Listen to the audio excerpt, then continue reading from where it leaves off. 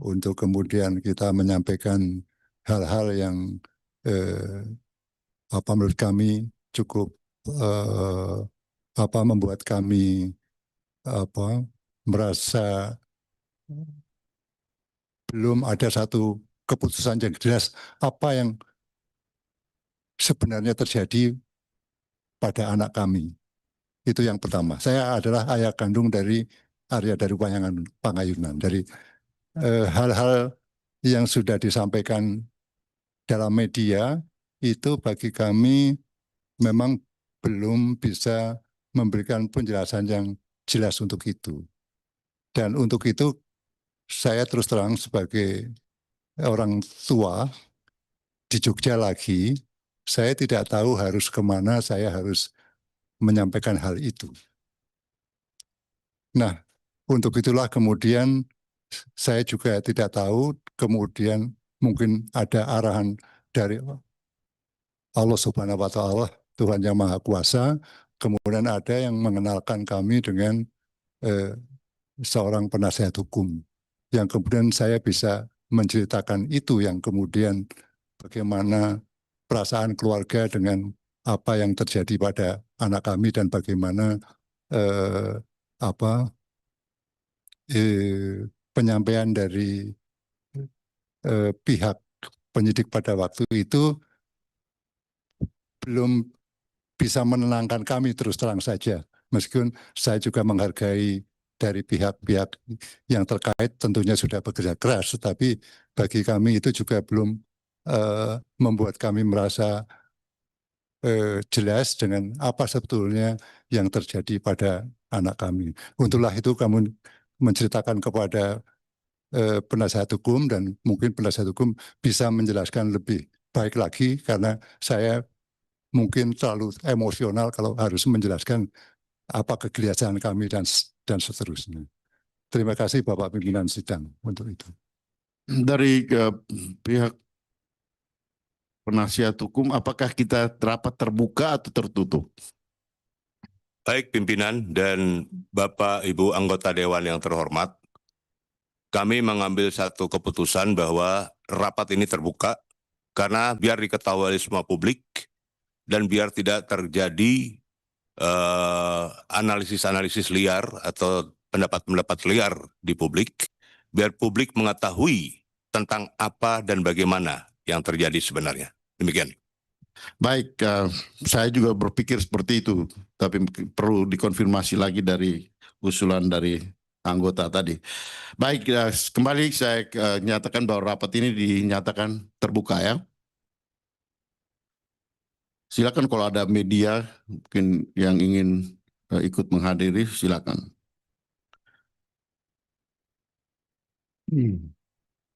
Bapak Ibu yang kami hormati, bahwa Komisi 13 telah menerima surat permohonan audiensi dari kuasa hukum Ibu Meta Ayu Puspitantri, istri dari almarhum Arya Daru Pangayunan, bahwa pihak keluarga almarhum melalui kuasa hukum memohon agar pengungkapan secara tuntas atas kasus kematian almarhum Arya Daru Pangayunan, seorang diplomat muda dari Kementerian Luar Negeri yang kasus kematiannya masih menyisakan banyak pertanyaan dari kalangan masyarakat secara luas, serta memperhatikan dan memberikan perlindungan HAM terhadap korban maupun keluarga korban.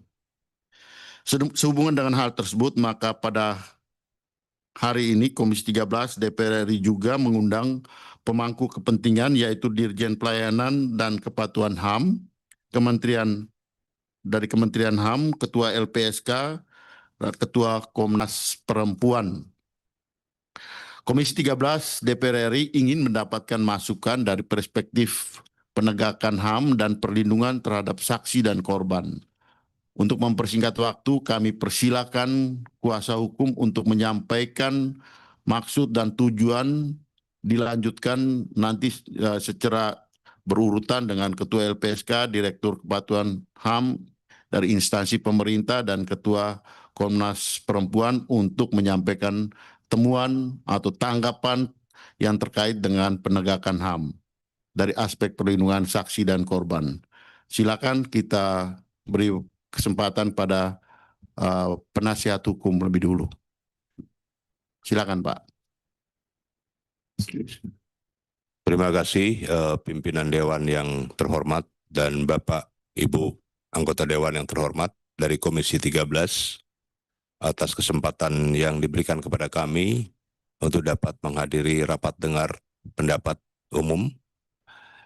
Dan pada kesempatan ini kami perkenalkan, saya Nikolai Aprilindo adalah selaku kuasa hukum atau penasihat hukum dari keluarga almarhum Arya Daru Pangayunan bersama tim yang ada, yaitu pertama Pak Librianto, kemudian Pak Dev,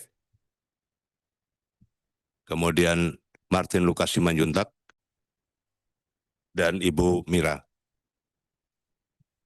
Di samping itu kami juga bersama-sama dengan keluarga, khususnya istri almarhum, Ibu Meta Ayu Puspitantri, kemudian dengan ayahanda almarhum Bapak Dr. Subaryono, dan dengan mertua almarhum Bapak Profesor Basu, dan keluarga lainnya yang ada di belakang kami. Perlu kami sampaikan bahwa kami baru mendapat dihubungi menjadi kuasa hukum pada tanggal 21 Agustus dan tanggal 22 Agustus kami mendapat kuasa, sedangkan peristiwa yang terjadi itu pada tanggal 7 Juli 2025. Selanjutnya, setelah kami mendapat kuasa, pada tanggal 22 Agustus, kami melaksanakan tugas dan fungsi kami sebagai advokat, sebagai kuasa hukum. Kami menyurati berbagai instansi yang ada, baik itu Mabes Polri, Kapolri, tembusan kepada Kapolda, kemudian Mabes TNI, dalam hal ini Puspom TNI, kemudian kami juga menyurati Kementerian Luar Negeri, dan respon pertama yang kami terima secara positif adalah dari Kementerian Luar Negeri, sehingga Kementerian Luar Negeri memberikan waktu untuk bertemu dan langsung oleh Menteri Luar Negeri, Bapak Sugiono, bertemu langsung dengan kami tim kuasa hukum, dan di situ Menteri Luar Negeri juga menyampaikan berterima kasih karena almarhum dan keluarga almarhum dibantu oleh tim penasihat hukum agar masalah ini dapat terungkap secara terang benderang dan dapat ditindaklanjuti secara tuntas, dan penyelidikannya dilakukan penyelidikan ulang dan penyelidikan lanjutan. Karena Kementerian Luar Negeri juga cukup kaget dengan peristiwa ini, dan baru pertama terjadi dalam sejarah kemerdekaan Republik Indonesia, seorang diplomat meninggal dalam hal yang tidak wajar, ditambah lagi seorang diplomat di luar negeri ditembak. Jadi hal inilah yang membuat Bapak Menteri Luar Negeri meminta kepada tim penasihat hukum untuk dapat mengungkap peristiwa ini secara terang benderang menurut hukum yang berlaku dan bekerja sama dengan pihak kepolisian RI. Namun sampai saat ini kami belum mendapat tanggapan apapun dari pihak kepolisian RI, baik itu dari Kapolri, Kabar Eskrim, maupun dari Polda Metro Jaya. Kemudian juga perlu kami sampaikan bahwa kami juga sudah mengirimkan surat kepada Menko Hukum HAM IMIPAS, dan kami mendapat jawaban bahwa pada tanggal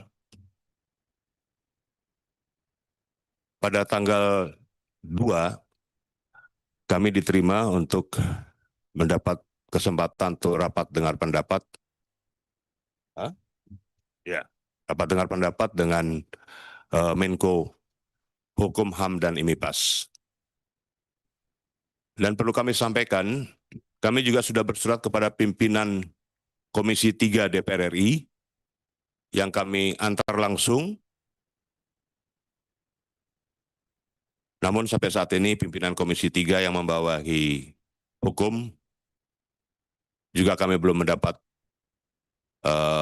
tanggapan kapan diagendakan untuk melaksanakan RDPU dengan pihak keluarga dan kami. Kemudian Komisi 1 DPR RI juga kami surati untuk kami minta supaya dapat melaksanakan RDPU dengan kami untuk memberikan beberapa masukan, karena ini menyangkut kepolisian dan juga hal-hal yang perlu kami sampaikan secara komprehensif. Setelah kami mendapat kuasa, kami melaksanakan tugas-tugas kami seperti yang disampaikan tadi, dan kami mencari informasi dari keluarga dan dari berbagai pihak tentang masalah kematian almarhum Arya Daru Pangayunan, seorang diplomat Kementerian Luar Negeri. Dan kami mendapatkan surat keputusan atau informasi dari Kementerian Luar Negeri bahwa almarhum sudah dipersiapkan untuk menempati postingnya yang baru tanggal 1 Agustus di Kedutaan Besar Helsinki di Finlandia, di mana jabatan almarhum sebagai Sekretaris 2 dari KBRI, setelah sebelumnya almarhum pada tanggal tahun 2022 kembali dari Argentina atau Buenos Aires melaksanakan tugas di sana. Kami juga mendapat informasi bahwa almarhum sebelumnya pernah ditempatkan sebagai staf lokal di Kedutaan Besar RI di Myanmar, yang mana dubesnya pada saat itu adalah Komjen Ito Sumardi, mantan Kabar Eskrim.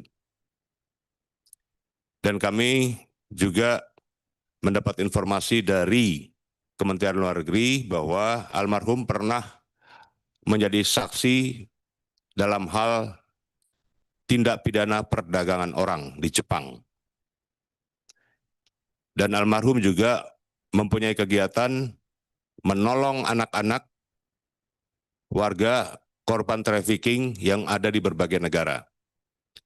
Dan tidak pernah dipublikasi, sehingga almarhum banyak bersentuhan dengan hal-hal tentang keselamatan atau kemanusiaan. Oleh karena itu, dari berbagai hal itu, kami mencoba menghubungi latar belakang pekerjaan almarhum, kegiatan almarhum, dan juga pribadi almarhum dan keluarga. Maka kami tidak meyakini bahwa yang terjadi dengan almarhum berdasarkan konversi pers yang dilakukan oleh Polda Metro Jaya, oleh Direskrim Polda Metro Jaya pada tanggal 28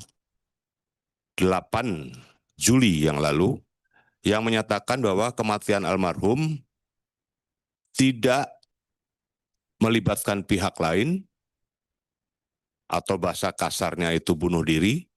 Yang kedua, belum ada unsur pidananya. Ini kejanggalan yang sangat tidak masuk pada logika berpikir secara akal sehat dan logika hukum. Data-data yang kami dapatkan dan kami akan tampilkan adalah data-data hasil foto dari gelar perkara yang disampaikan kepada keluarga korban pada tanggal 28 Juli. Kemudian data-data di media sosial. Karena sampai dengan saat ini kuasa hukum dan keluarga tidak pernah menerima surat pemberitahuan perkembangan hasil penyelidikan atau SP2HP. Yang kedua, hasil otopsi lengkap dan hasil gelar perkara pada tanggal 28 Juli yang lalu. Nah, hal-hal mana ini sangat dibutuhkan keluarga untuk mengetahui penyebab kematian sebenarnya daripada almarhum. Dan kami akhirnya mengambil satu kesimpulan sementara bahwa kasus kematian misterius almarhum Arya Daru Pangayunan ini seperti ditutup-tutupi atau seolah-olah menjadi dark case, kasus yang gelap. Itulah makanya kami berupaya untuk menembus di berbagai instansi atau institusi. Dari hal tersebut kami berpendapat bahwa ini satu pelanggaran HAM terhadap hak-hak hukum dari almarhum dan keluarga dan hak-hak asasi manusia dari almarhum dan keluarga. Oleh karena itu kami mengadukan ini kepada Komisi 13 DPR RI yang membawahi hak asasi manusia. Selanjutnya perlu kami sampaikan bahwa saat penemuan jenazah almarhum Arya Daru Pangayunan, sejak awal sudah di-frame dengan bunuh diri atau tidak melibatkan pihak lain. Percakapan yang ada dalam video pada saat kami mendapatkan adalah penjaga kos. Pertama, dia ketika istri almarhum menelpon pada malam hari sampai dengan pukul 00.30 itu tidak dijawab oleh almarhum. Bahkan kurang lebih 5 kali menelpon ya. 7 itu dengan polsek. Iya. Iya, dengan penjaga kos 5 kali. Ya. Dengan penjaga kos 5 kali, dengan polsek Menteng ditelepon 7 kali oleh istri almarhum tapi tidak mendapatkan respon. Nah, baru pukul 00.30 penjaga kos merespon telepon dari istri almarhum. Keterangan yang kami dapatkan dari berbagai informasi di media pada saat penjaga kos bernama Siswanto ketika diwawancara, keterangan kami dapatkan dan ada jejak digitalnya, keterangan yang disampaikan langsung oleh Kapolsek Menteng, Kompol Reza, bahwa Siswanto penjaga kos bertemu dengan almarhum pada pukul 22.15 pada saat almarhum sedang makan dan menyapa. Namun di pihak lain, ketika mantan Wakapolri, Bapak Komjen Polisi Ugroseno bertemu dengan penjaga kos di tempat kos, menanyakan kepada penjaga kos menyatakan bahwa dia tidur dari sore hari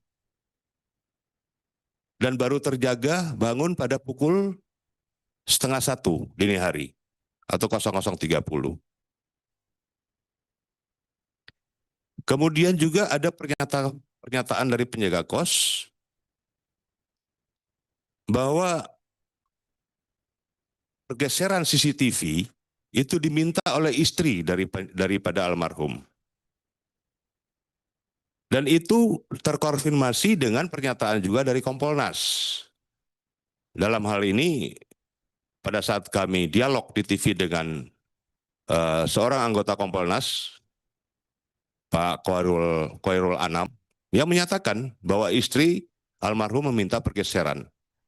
Tapi pada kesempatan lain, penjaga kos mengatakan bahwa pergeseran itu diminta oleh pemilik kos, pergeseran CCTV. Nah, di sini kami melihat ada keterangan penjaga kos yang tidak sinkron, saling bertentangan satu dengan yang lain. Sehingga waktu itu kami meminta lewat media, ya terus terang karena kami tidak mendapatkan waktu bertemu langsung dengan pejabat-pejabat penyelidik, pejabat-pejabat kepolisian, maka kami lewat media, ya sekarang ini perlu kita ketahui bahwa no viral, no justice. Nah, lewat media itulah kami meminta supaya ini semua harus diungkapkan secara terang benderang. Kemudian, setelah ini muncul di media ramai, barulah mendapat tanggapan pernyataan-pernyataan dari beberapa penyelidik yang ada. Tetapi kami pun sampai sekarang belum mendapat waktu untuk bertemu, untuk beraudiensi secara langsung. Perlu kami sampaikan lagi bahwa keluarga almarhum itu mendapatkan bagi kami dalam tanda kutip teror. Teror pertama adalah pada tanggal 9 Juli, pasca almarhum dimakamkan tanggal 8 Juli, tanggal 9 sekitar jam 21.00 malam hari pada saat selesai tahlilan, ada seorang pria misterius mendatangi rumah almarhum, rumah duka, menyerahkan sebuah amplop coklat, dan amplop itu diterima oleh pembantu rumah tangga dari keluarga almarhum. Pria misterius itu menyatakan, ini untuk almarhum Arya Daru. Menyebutkan amplop ini untuk almarhum Arya Daru. Orang sudah meninggal tapi dikirimi amplop. Setelah itu amplop tersebut diserahkan kepada istri almarhum dan dibuka. Ternyata di dalam amplop itu berisi styrofoam dari gabus yang berbentuk bunga Kamboja, hati, dan bintang. Karena istri dan keluarga almarhum tidak mengetahui apa arti itu semua, maka amplop tersebut kemudian diserahkan kepada pihak kepolisian bersama-sama dengan Kompolnas waktu itu untuk dilakukan penyelidikan. Tapi anehnya sampai sekarang amplop yang berisi styrofoam itu tidak pernah diselidiki dari siapa dan apa artinya oleh pihak penyelidik. Teror yang kedua didapat oleh keluarga almarhum adalah makam almarhum pada tanggal 27 Juli itu diacak-acak.